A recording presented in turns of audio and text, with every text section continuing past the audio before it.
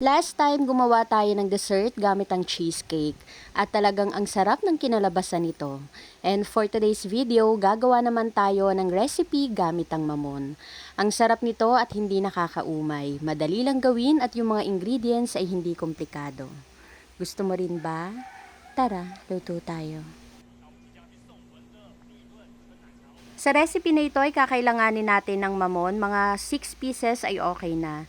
2 lata ng evaporated milk, 1 lata ng condensed milk, cheese at white gulaman. 6 pieces ng mamon yung kakailanganin natin dito pero hahatiin natin yan sa dalawa. So magiging total of 12 pieces ng dessert yung ating magagawa dito.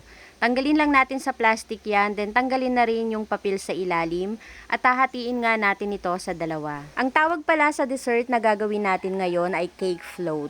After nga natin itong hiwain, ilalagay na natin dito sa mga paper bowl. Yung size nito ay hindi ko na matandaan, basta 2 size yung binili ko kasi at ito yung medyo maliit ng konti. After nating mailagay lahat ng mamon, iset aside muna. At para naman po sa ating gulaman milk mixture, sa isang pan maglagay tayo ng 3 cups ng water at isang sachet ng Mr. Gulaman na white or clear.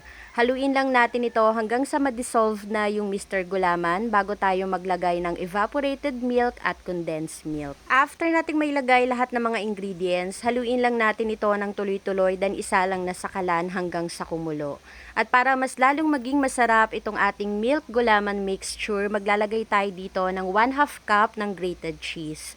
Mas magiging masarap itong ating dessert pag nilagyan pa natin ito ng cheese. At once na kumukulo na, ahunin na natin ito sa kalan at ilagay na rin dito sa mga paper bowl na nilagyan natin ng mamon kanina. At kada paper bowl nga, naglalagay ako ng 1/2 cup ng ating milk gulaman mixture. After nyan, palamigin muna natin ito bago lagyan ng cheese sa ibabaw. Mas maraming cheese po kayong ilalagay dito, mas masarap. At dahil may sumobra pa nga sa ating milk gulaman mixture, naglagay ako dito sa ganitong klaseng lagayan. Nilagyan ko rin po pala ng mamon yan at cheese sa ibabaw. After nyan, ilagay muna natin ito sa chiller bago iserve.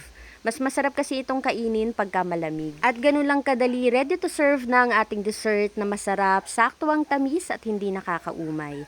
Ang maganda rin po pala dito ay pwede ninyong gawing negosyo. Gusto mo rin ba? Tara, kain tayo.